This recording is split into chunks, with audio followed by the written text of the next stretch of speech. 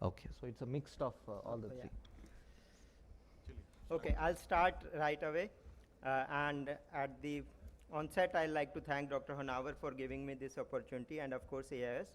So I'll be speaking a bit about AI, about the OCT, and I would expect that you should speak up whenever I ask you. At the max, you will be wrong. Let's see how we go. So before we get going, can anyone tell me what you can see in this particular scan? You can shout up. Subretinal fluid, apart from ophthalmology. Okay, I'll give you a hint. It's a Valentine's week. Okay, so there is always some fun in ophthalmology, and what better place than I to look for love we all want. Okay, so OCT is the most significant addition in the field of retina. Sorry, that's why he has loved an ophthalmologist and married to an ophthalmologist. Thank you. So it has changed the way we look at and practice the retina, and there have been huge improvements in the technologies which are involved, and nowadays it's virtually indispensable.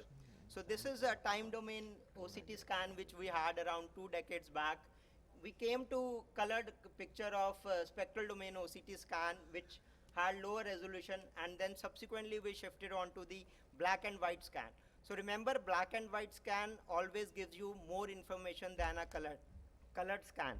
And nowadays we have swept source OCT which looks like this and gives enormous amount of information we can have. So some differences about spectral domain and swept source OCT. Remember, swept source OCT has a longer wavelength, so it can penetrate deeper and it can also look through the media opacities. It's predominantly because of the detection which is photodiode mediated in swept source OCT. We have larger number of phase scans around the tune of 100,000 per second, and that's why you can get longer scans, and the resolution is to the tune of 3 microns with the help of swept source OCT. Now just a little bit of basic about optical coherence tomography. We all know that it is based on Michelson interferometry. It is non-invasive. It does not involve any contact with the patient.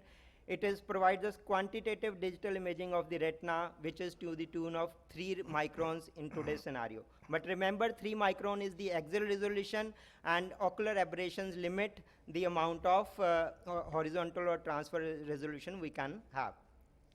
Now once the laser light goes into the eye, it is reflected back, it is absorbed, and it is transmitted depending on the optical properties of the tissues. So some tissues reflect it back. Those are hyperreflective, which could be inflammatory infiltrate, hard exudates, things like blood and scars, or other things could be hyperreflective like fluid predominantly. Now before we go on to the abnormal things, we must know the nomenclature for the normal OCT scan. Now international nomenclature for OCT meeting was held somewhere in 2014, and this paper was published, and nowadays most of us we use this terminology where 18 zones in a particular OCT have been defined. Now all I want you to look at these particular 4 bands where this is external limiting membrane, this is ellipsoid zone, this is interdigitation zone, previously known as COST line, and then is RP Brooks membrane complex. I think this is the picture you can find all over the internet. So you have to know this thoroughly well to describe all your OCT scans. Now I'll quickly come to the clinical interpretation. Now typically we look in a OCT scan 3 things: VR interface and foveal contour, inner retinal layers, and outer retinal bands or layers. Now with the help of swept source OCT, we can have 2 extra dimensions to a OCT scan, and these include vitreous on the inner side of the retina and choroid or choroidal scleral junction on the outer side of the retina. Now we'll start with the normal interpretation. I showed you how a normal scan looks like, but there are some bugbears. Very commonly I send the patient to the retinal lab, and patient comes with the interpretation that there is a little bit of fluid at the fovea. So this is a common bugbear. So can you see this line? What is this line? Where my cursor is? This is ellipsoid zone. Now if you see, it is little bit elevated from the interdigitation zone in this particular area. So this is a normal finding, and this is because cost, that is cone outer segment tips, are longer at the center of the fovea. So this is a normal finding. One should not confuse it with the fluid which is present at the macula. Secondly, can anyone tell me what is this? Come on, please speak out. So this is nothing, but I'll tell you the scan. So this is a vertical scan, and if you see, this is nothing but the blood vessel which is visible in the inner retina, and these are the common bugbears one should not be worried about. Also, it is important when you look at the particular OCT scan, you always see which is the area through which it has been taken, what is the direction of that particular scan. Very commonly it happens that we just see one particular scan and interpret it. But remember, a radiologist never sees a single scan interpreted. He always sees 10, 15, 20 scans around it, make the whole picture, and then interpret it. So whenever you see a scan, just not make your conclusion based on a single scan. Go and see all the scans on the machine. You'll be able to get a better picture.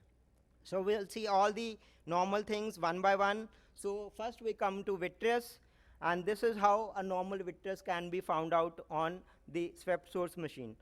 The retina looks very overexposed, but that has been done purposely so that we can look at the vitreous interface. Now you can see this is the precortical vitreous pocket or premacular bursa, and this is what you see is Clockett's canal. Now, very importantly, if you look at this particular thing here, this is called the valve, which is one-way valve which allows the fluid movement from the Clockett's canal into the precortical vitreous pocket, and it is believed now that some of the aqueous from the anterior chamber goes via the Clockett's canal into in this premacular bursa and is important for the nutrition of the macular cells. Now, it has been shown that in patients with uveitis, pure anterior uveitis, after some time, the cells through this Cloquet canal can travel into the premacular bursa, and that is the reason why we get cystoid macular edema in patients with anterior uveitis also. Then there are several other things to look at in the vitreous. See this patient with solitary choroiditis, that is toxoplasma. You can look in the vitreous, there are multiple dot-like echoes. It tells you that the patient has vitreous cells and we are dealing with an inflammatory pathology. But not all dots are cells. Some can be RBCs like this. A patient with vitreous bleed, you can see that there is PVD and some vitreous dots which are nothing but RBCs due to vitreous bleed. Now, can you tell me what is this? Very commonly condition, asteroid hyalosis. So again, a little pointer here. So they are not the stars, but the asteroid hyalosis. And if you look at the OCT, you can see them as bigger dots in the not only in the vitreous cavity, but you see they are present in the beneath the choroid also. So is that true? Are the asteroid bodies present in the beneath the choroid as well? No. So this is nothing but something called as mirror artifact. So we see not only in patients with asteroid, but very commonly in patients with high myopia, because the ocular wall is very deep. So at the edge you can see the retina gets inverted, and that is what is called the mirror artifact. Coming to the VR interface, Itakura et al. In 2013 published a very nice paper where they showed the stages of PVD based on the swept source OCT. Now this is stage 0, as I showed you, a normal premacular bursa. In stage 1, you get a perimacular PVD, but it is attached at the fovea and the perifoveal area. In stage 2, you get perifoveal PVD, which extends on the both sides. In stage 3, we have a PVD which separates, and in the stage 3B, we have PVD separating from the optic disc as well. Now, any abnormality in this particular situation would lead to various pathology. We'll see them one by one. So a patient can come to you like this. We see a vitreous attached to the surface of the macula, but there is no distortion of the retinal surface. So this will be designated as vitreomacular adhesion. This may be present with abnormal retina, and at times you will be able to see the two separate layers, which signifies that it is retinoschisis you are dealing with. And finally you can have PVD, which can be thrown into multiple layers, though it can be seen very rarely. Now once the vitreous remains attached to the retinal surface, it can pull onto the retinal surface when it will lead to vitreomacular traction. So initially, so traction, how to distinguish between traction and adhesion? When the traction is called when there is distortion on the surface of the retina. Okay, so if there is surface only is distorted, it is called VMT. Over a period of time, this will lead to formation of retinal cyst in the inner retina that will be seen clinically as yellow spot, that is 1A macular hole. Then it extends to the outer retina, that will be seen clinically as yellow ring, and that will be called as stage 1B macular hole, or what gas called as impending macular hole. Over a period of time, this whole thing can get lifted up and the yellow ring can become bigger. Now remember, VMT can be associated with epiretinal membrane. You can see a hyperreflective membrane on the surface of the retina over here. And as would happen in majority of us, this PVD will eventually separate, resulting in the normalization of the retinal contour. So this is the International Vitreomacular Traction Study classification for vitreomacular adhesion, traction, and macular hole. Just one thing to remember, if the attachment is less than 1500, it is called focal attachment. If it is broad, then it will be more than 1500 microns. So if there is no distortion, it will be VMA, or vitreomacular adhesion, and if there is distortion, it will be called as VMTS, or vitreomacular traction syndrome. So once this full thickness of the macula is breached, as it happens, then it will be labeled as stage 2 macular hole. So remember, in stage 2, there will be PVD which is still attached to the one edge of the macular hole, and in 3B you can see that the PVD separates from the surface of the macular hole, and you can see a operculum lying in front of the macular hole. This may or may not be associated with the epiretinal membrane, as you can see over here. And stage 4 macular hole is when you have posterior vitreous detachment at the optic disc, that is Wise ring separates. Now OCT has helped us in prognostication of various macular holes, and we can calculate all these parameters and indexes, and it helps us to prognosticate our patients of macular hole. Now once we do the macular hole surgery, which is not our subject here, we can have various types of closure.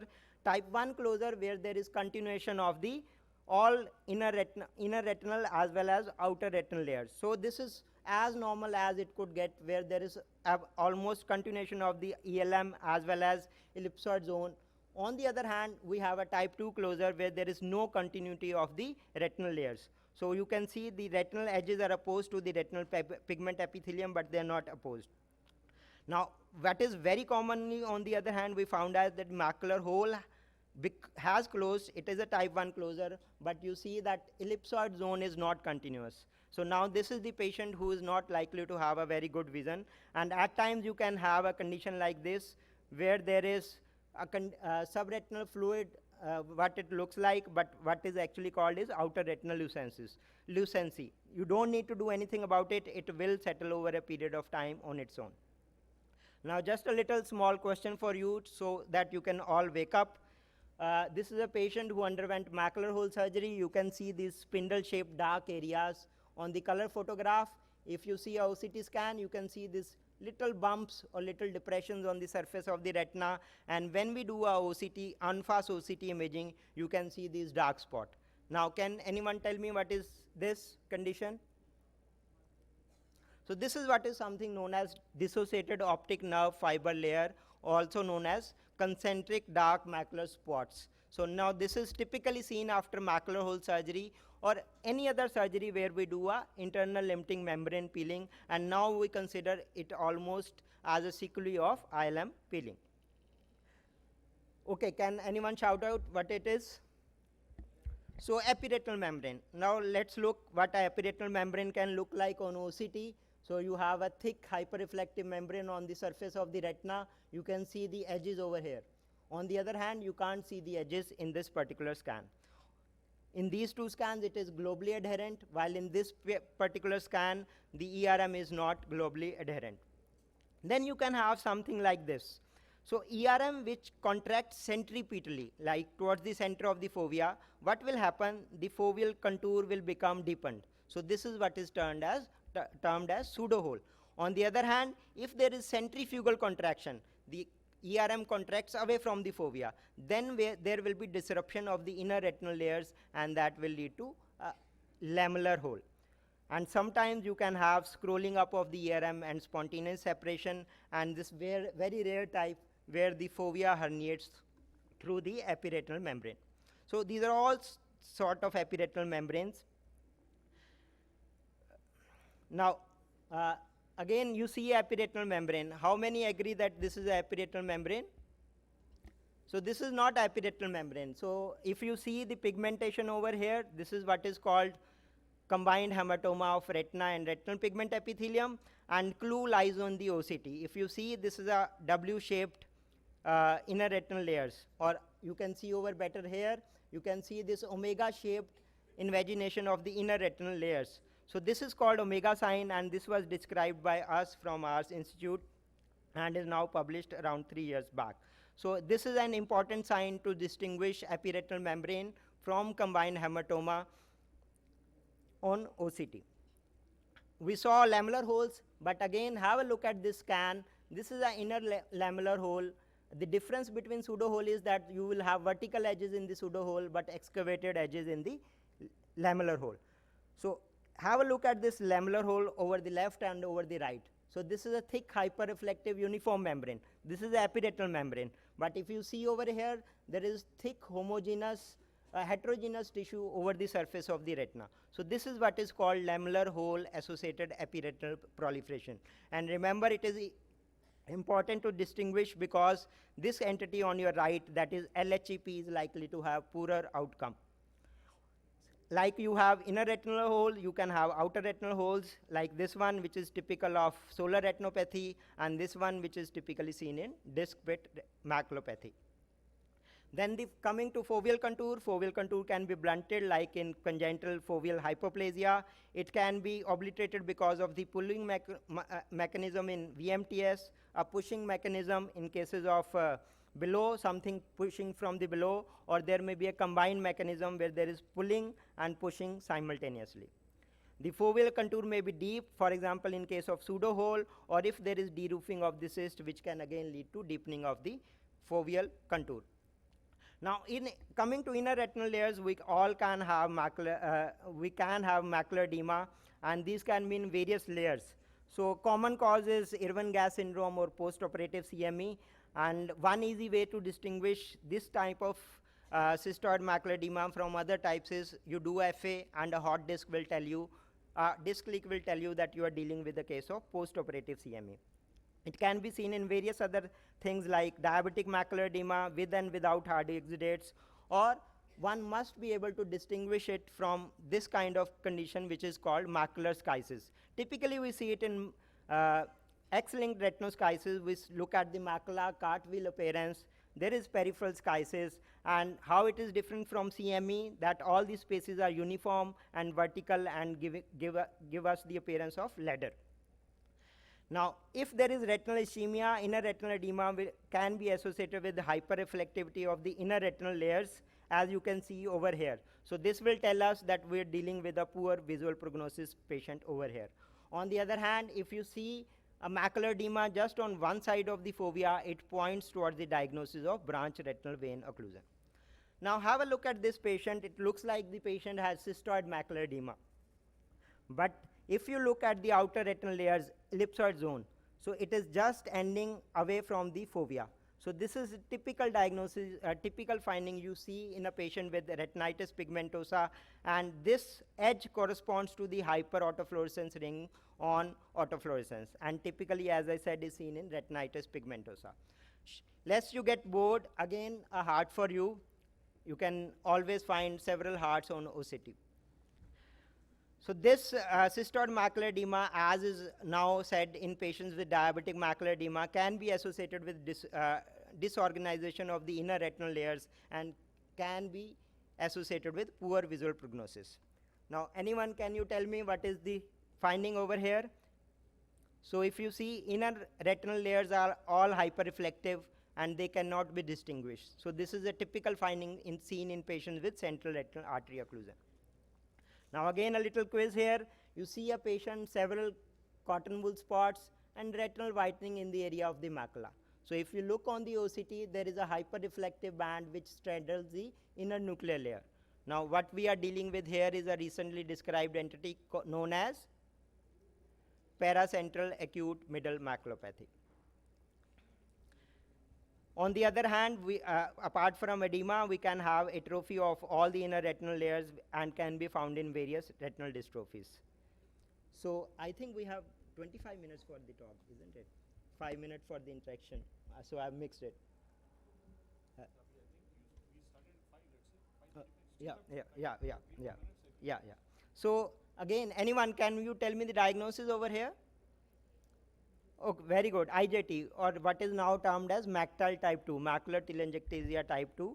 So this is very easy to diagnose over here, but the diagnosis would be much difficult if you get something like this. So in this scenario, the macular OCT is of immense help. You can see there are outer retinal cysts, inner retinal cyst.